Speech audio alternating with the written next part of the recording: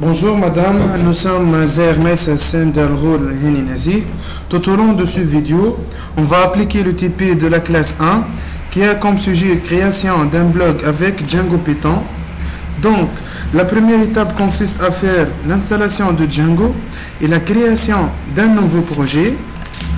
Dans la deuxième étape, notre blog est composé d'une page index, page détail, qui contient une description de chaque article, avec une page archive et une page qui contient les différents tags et un flux RSS. Donc, je passe le mot à mon collègue Zer Massa qui va nous présenter la création du projet, la création des différents modèles. Vous présenter la première partie. On commence par créer un nouveau fichier. On le nomme Workspace. Pour commencer l'installation de Django, on choisit de travailler sur Django 1.5. On le copie sur la machine et on l'extrait. On lance le terminal. On accède au répertoire, au desktop, répertoire Django 1.5 pour commencer l'installation. Django, voilà. Donc on tape la commande suivante pour commencer l'installation. Sudo python setup.py install. Voilà.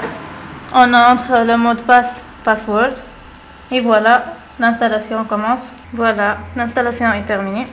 Donc on accède à notre répertoire qu'on a déjà créé, Workspace. Voilà, c'est des Workspace.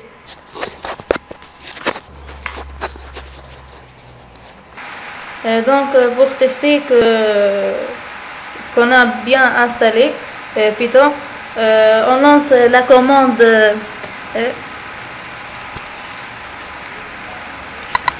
Python. Voilà, on écrit import Django, puis on écrit print pour voir la version.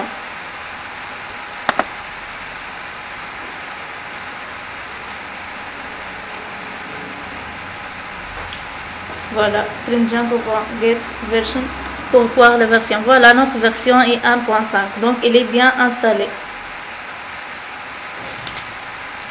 On commence par créer un nouveau projet. On l'appelle MySite. On lance la commande de Django. Le projet est en principe créé. On accède à notre répertoire Workspace pour voir MySite. Par défaut, on accède au répertoire MySite pour commencer notre travail. Donc CD MySite. On lance ls pour voir le contenu. On a manage.py et MySite. On va donner le droit d'exécution au fichier manage.py avec cette commande chmod. Voilà, on donne le droit d'exécution plus X au manage.py. Premièrement, on donne notre base de données SQLi3. On donne le nom de notre base de données mysite.db et après on donne le droit d'administration. Là, on supprime tous les applications non utilisées. On va maintenant modifier le fichier URL. On donne accès à l'administrateur et on supprime tous les commentaires. On va maintenant tester autrement notre application, notre site. Comme d'habitude, on tape la commande /manage.py run server. On va lancer notre serveur autrement pour prendre en considération notre changement. Voilà. Il faut qu'on donne l'accès. On va tester l'accès à l'administrateur. On ajoute /admin. Une erreur était affichée. Voilà, il faut qu'on synchronise notre base de données. Voilà, on tape la commande pour la synchronisation. .manage.py 5 database db. Et voilà, la synchronisation est bien lancée. Il nous demande si on est...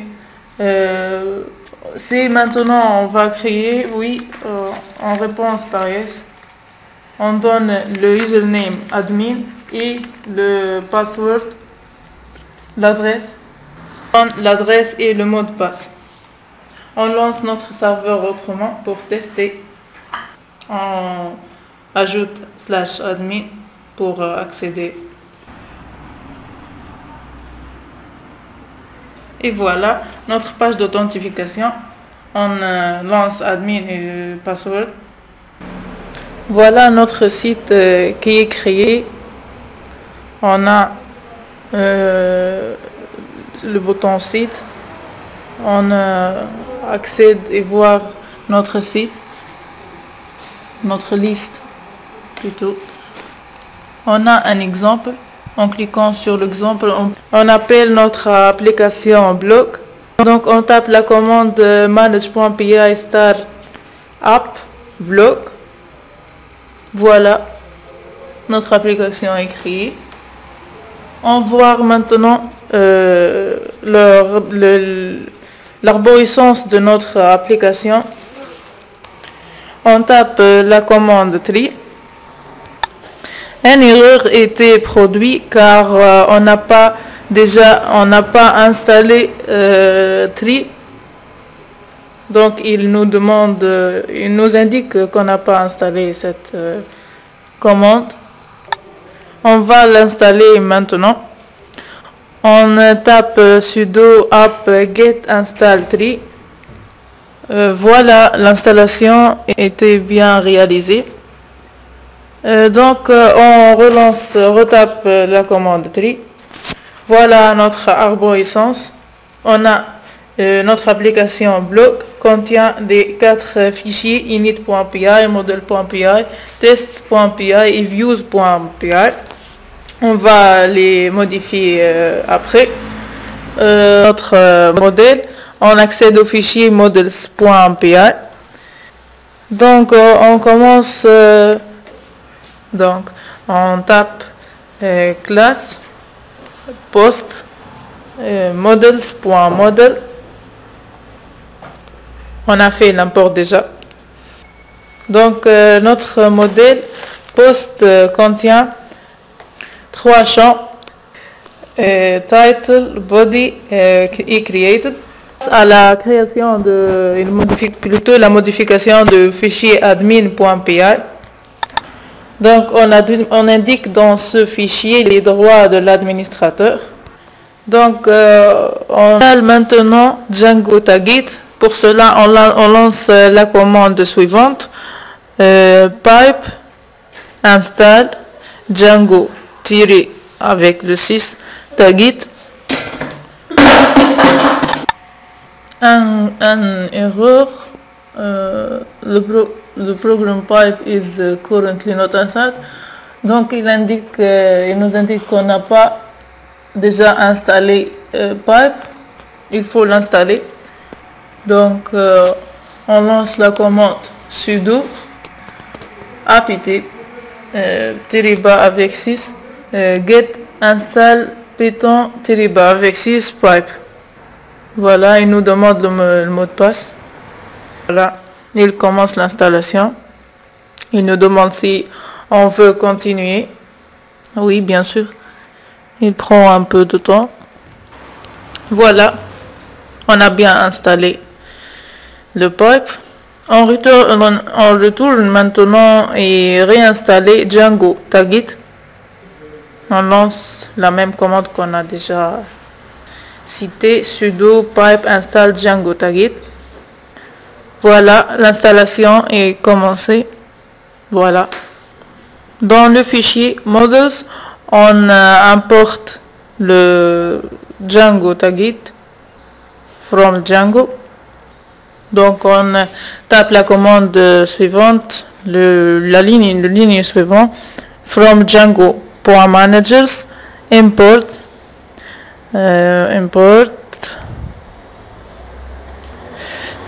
taggable manager. Voilà, ça nous permet l'import. Voilà cet import pour créer le modèle tag. Maintenant, le modèle tag, type taggable manager qu'on a déjà importé. On accède maintenant au fichier admin.py pour lui ajouter le droit d'accéder au mode tag. Voilà, on lance la ligne suivante. Comme d'habitude, from Django contrib import, on donne le droit admin. On passe maintenant au fichier setting.ps pour ajouter les applications tag et blocs dans la liste des applications. Sous installed apps, on tape apostrophe tagit apostrophe virgule, on fait attention aux espaces et on ajoute l'application bloc apostrophe et virgule. On passe maintenant au test. On relance notre base de données. On va synchroniser notre base de données DB. On relance notre serveur, run server. Notre serveur était bien lancé. On voit maintenant les résultats.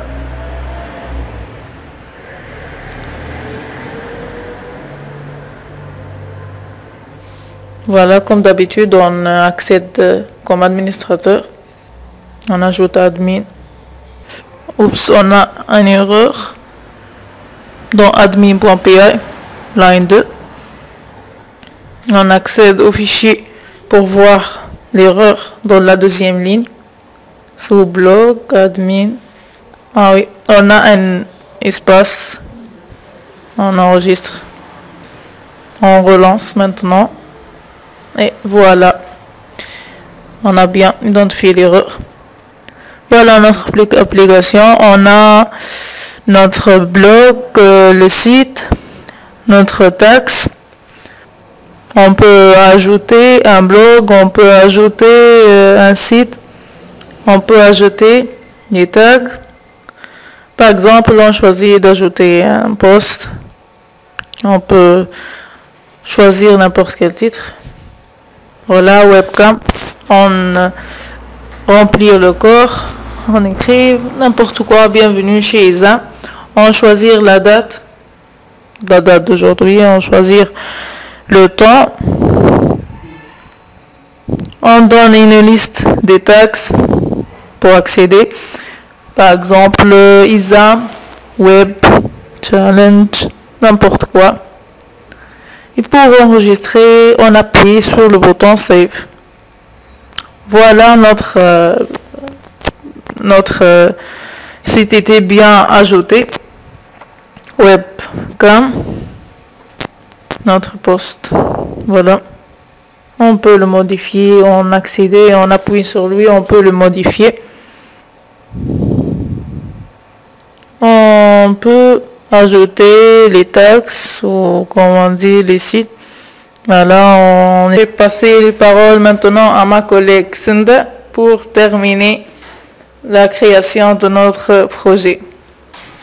Maintenant, on va copier le fichier urls.py dans notre site MySite, vers le dossier de l'application blog. Maintenant, on va faire quelques modifications. On va éliminer tout qui est en relation avec l'administrateur. Maintenant, on va réécrire. On va créer la page urls.py qui est située dans notre application blog. Pour donner l'accès à nos pages post.html, archive.html, tout d'abord, on donne l'accès à notre page blog.html. Donc, on va récupérer les articles de la table post ordonnée par la date de création. Et on va afficher que les deux derniers articles de notre blog.html qu'on a nommé pour notre template name. Maintenant, on va faire un import à partir de Django List View. On va faire un autre import à partir de modèle.post. Donc maintenant on va accéder à notre workspace pour créer dans fichier blog notre dossier nommé template qui contient les pages HTML. On va créer la première page. On va le nommer blog.html dans ce fichier. Cette page nous permet de lister les articles tels qu'il va afficher. Donc on met extend base.html, ouvrir bloc content et le fermer. Ensuite end bloc. Maintenant dans notre dossier template, on va créer un autre fichier qu'on va nommer base.html. On va accéder à ce fichier. On va copier le code qu'on a tapé sur blog.html. On va changer le premier ligne par le nom qu'on a. Donc on va taper Zamblog. Donc on a comme balise H1. Donc maintenant on va retourner à notre fichier blog.html. Donc on va créer for post in object. Donc notre book for post and object list qu'on a créé pour afficher les listes div class post meta, les listes. On va faire maintenant le div. Donc on a post.created pour afficher la date. Après, donc on va afficher les titres, qui est un lien qui permet d'accéder au contenu de chaque article. Ensuite, on va afficher la date de contenu de l'article. On a par l'ID post.id. Ensuite, on va afficher les tags de chaque article qu'on va les récupérer à partir de la table tag. Donc à partir de la classe tag, on va créer une boucle tag in post tag qui va récupérer les tags qui ont une relation avec notre article et les afficher. Chaque tag est un lien hypertexte qui va nous amener vers fichier tags.html qu'on va créer après. Voilà, on va faire un test et on spécifie dans la barre d'adresse blog. On va faire un test. Donc pour rallier le serveur, donc voilà, on va faire un test Donc on va écrire la commande qui permet de lancer le serveur. /manage.py run server. Voilà, on a appuyé sur l'URL. Donc il faut spécifier dans la barre d'adresse /blog. Donc on a une erreur. L'erreur située dans blog.html. Donc on relance. Voilà, on a le titre exam blog qu'on a défini dans le fichier base.html. On a le contenu qu'on a créé dans le fichier blog.html webcamp. On a le date créé, les articles dans le corps. On a aussi les liens hypertexte qui présentent les logs. Au cours de ma tâche, je voulais vous créer les pages post.html, archive.html et tag.html. Tout d'abord, on va commencer par la création de la page post.html. On a ici testé la page la page blog qui est constituée du grand titre exam blog qu'on a situé dans la base.html. Le sous-titre webcam qui est le titre de notre article et notre body. Ici, accéder à notre tag. Tout d'abord, on va accéder à notre template, dossier template. On va copier la page blog.html. On va ajouter un lien hypertexte à notre titre de l'article pour nous donner l'accès au contenu à la page détaillée de l'article. Donc on va taper /blog/le post.id qui est l'identifiant de l'article. Ensuite on va fermer notre balise.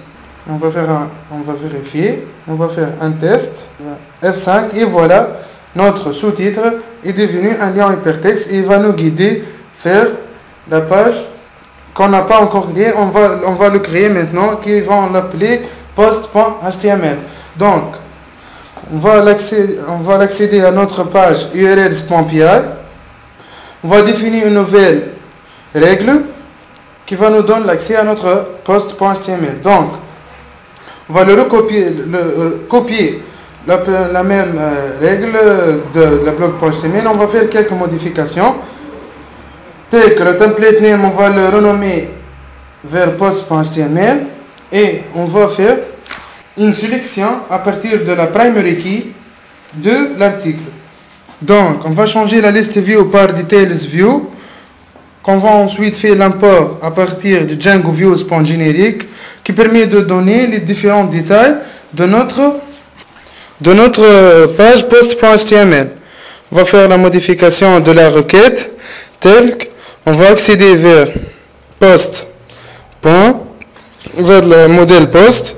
On va définir une nouvelle page qu'on va l'appeler post.html. Donc, on va accéder au dossier templates. On va créer un nouvel fichier HTML. On va éditer. On va presque copier le même contenu de la page blog HTML avec quelques retouches. Et voilà, on a une erreur. Detailed view is not defined. On a une erreur dans la page urls.py. On a fait une erreur au niveau du mot details.view.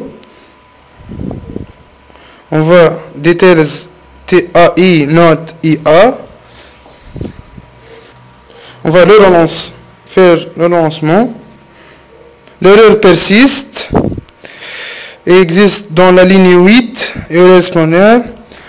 L'erreur, on a trouvé l'erreur aussi quand il faut définir details.view dans dans l'import à partir de Django.views.generic.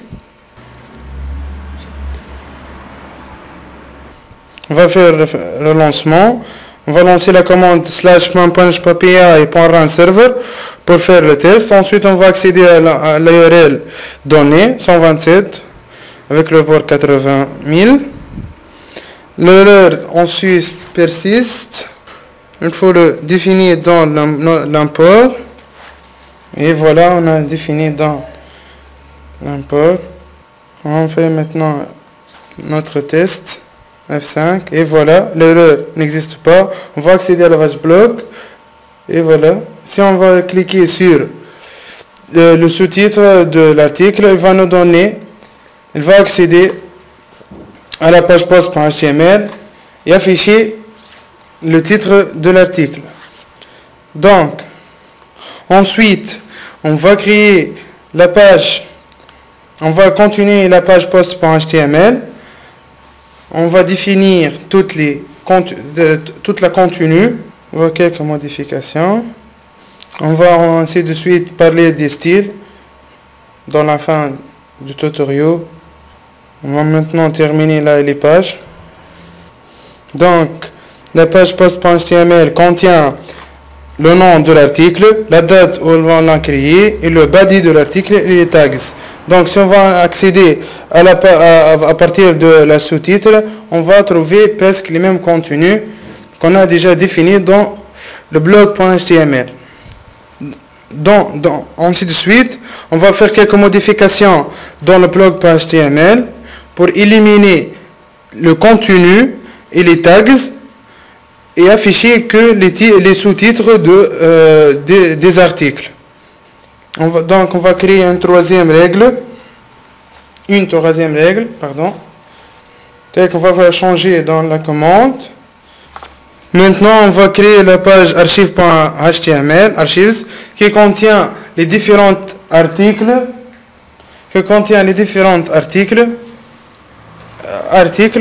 triés par son nom. Donc, on va définir, on va faire liste. On va faire une requête permet de récupérer tous les articles ou les posts. On va éliminer deux qui consistent à afficher les deux derniers articles. On va prendre comme template name archives.html. On va aller vers le dossier templates. On va ajouter un nouvel fichier qu'on va l'appeler archives.html. Donc on va recopier le code de blog HTML, on va faire quelques retouches.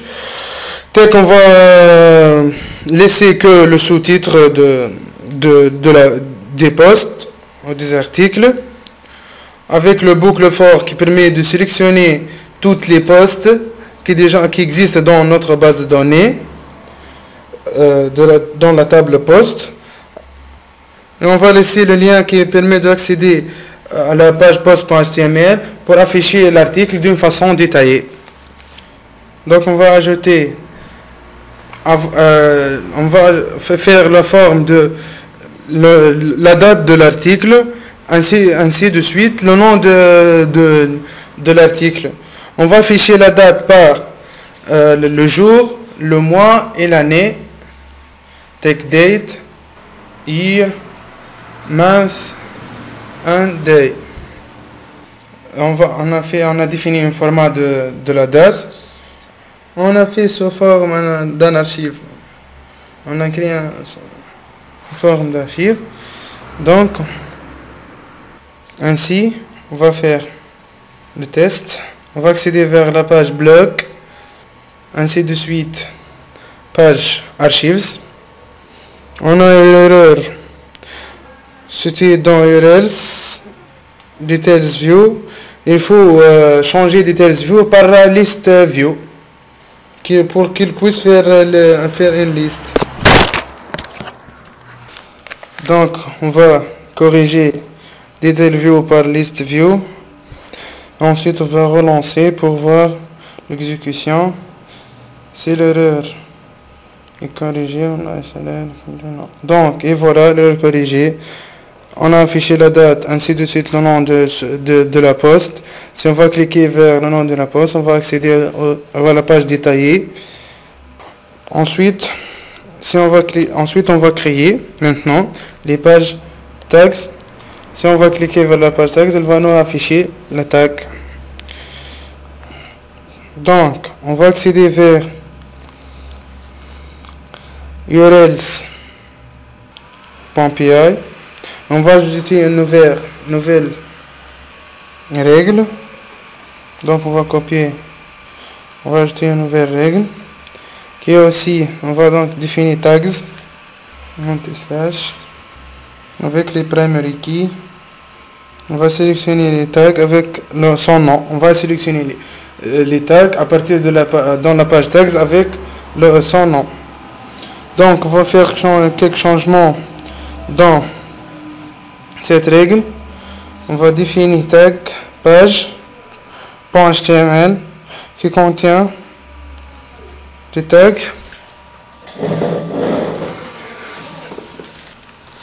Ainsi, on va éliminer la requête de sélection. Donc, on va accéder à la page views.py et on va définir. Maintenant, on va créer un view qui permet de filtrer les posts à partir de la nom de la tag, tel qu'on va afficher les tags, on va afficher les posts qui ont des tags communs. Tout d'abord, on va importer à partir de blog.models la table post ou le modèle post. Ainsi de suite, on va apporter à partir de Django.shortcuts.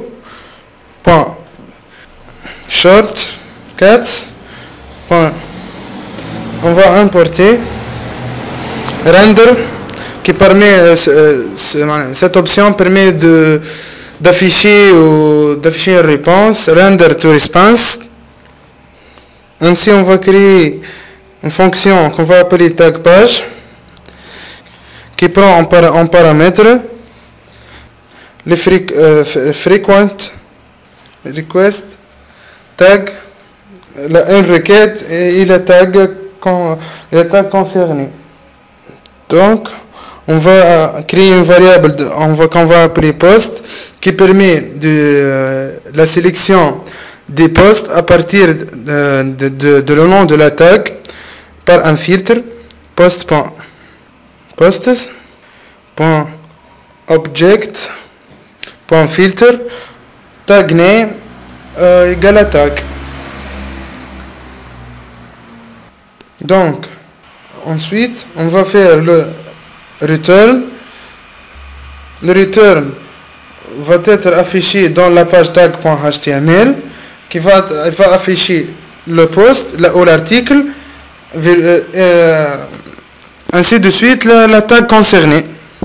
Donc, return render to response qui prend en paramètre le nom de la page page.html, virgule, post, tags, tag page.html,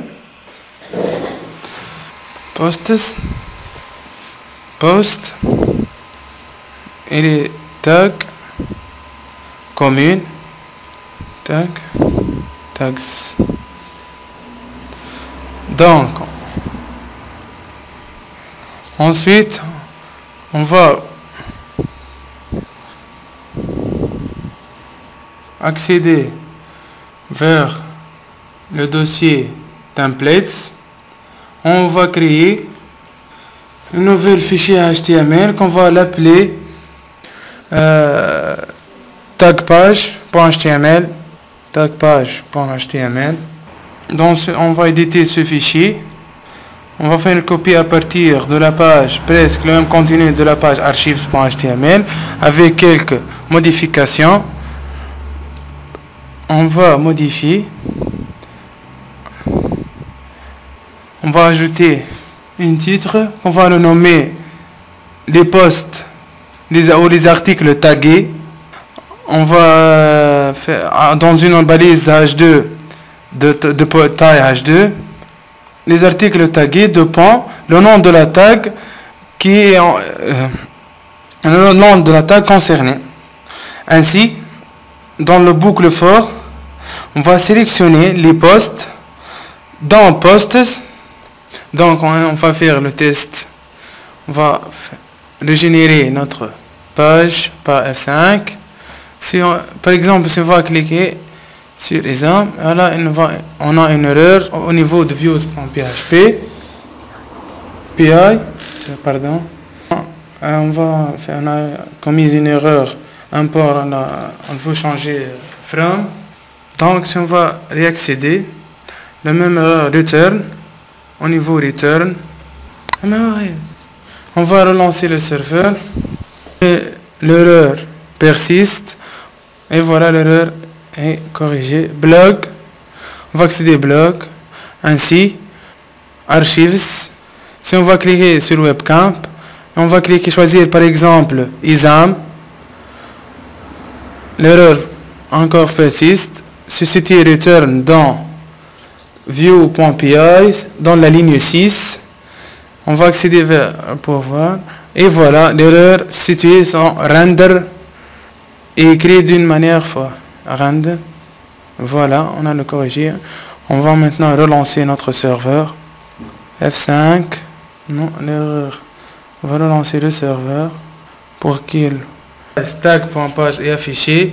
Il contient les articles tagués avec l'article par exemple ISAM, qui est le seul, c'est webcamp. Maintenant, si on va par exemple ajouter un article, un autre article, qu'on va le nommer par exemple journée porte ouverte, on va donner comme contenu n'importe quoi, journée porte ouverte plusieurs fois. On va définir la date, le temps. On va définir comme article, comme tag ISAM pour vérifier que notre tag page.html est tourne correctement. Donc on va l'enregistrer. Si on va accéder à la page le flux RSS, donc on va ajouter un import à partir de Django contribute. Donc on va créer un flux RSS qui contient les tags et les posts qu'on a créés dans notre blog. Il va afficher comme un flux dans chaque navigateur.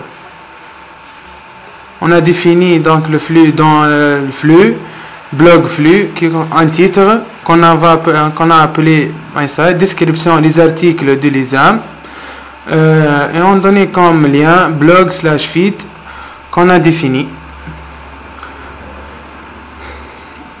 Donc dans les items, on a défini toutes les posts, ou plutôt les deux derniers posts par date qu'on a ordonné par date, et le titre de chaque post, et la description qu'on a mis en valeur le body ou le contenu de la post, et le lien qui va nous guider vers le contenu de la page détaillée. Donc si on va faire un test, et voilà, on va sélectionner blog/feed, et voilà, notre blog, notre flux RSS est affiché, et le navigateur indiqué que c'est un flux RSS et qui contient les deux derniers articles ordonnés par date, tel que webcam et journée porte ouverte par exemple. Il va Firefox par exemple nous donner le droit d'enregistrer comme un flux RSS. Pour mettre notre blog plus ergonomique, on va utiliser quelques styles. Notre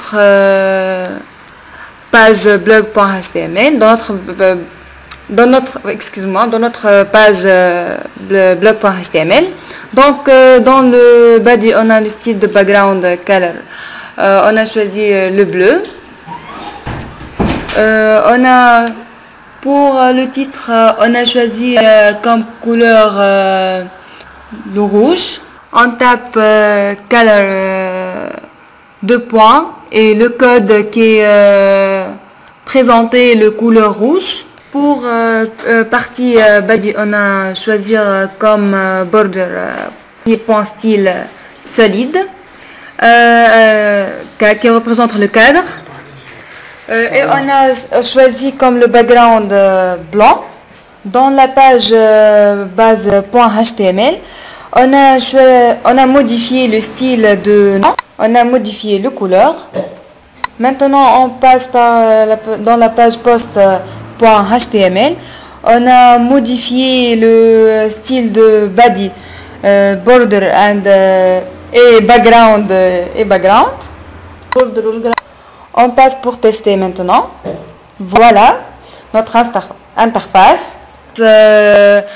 Voilà notre interface avec un background bleu et le titre en rouge et le corps est en blanc et encadré par contour noir. On garde le même style dans toutes les pages. Donc voilà notre blog. Merci pour votre attention.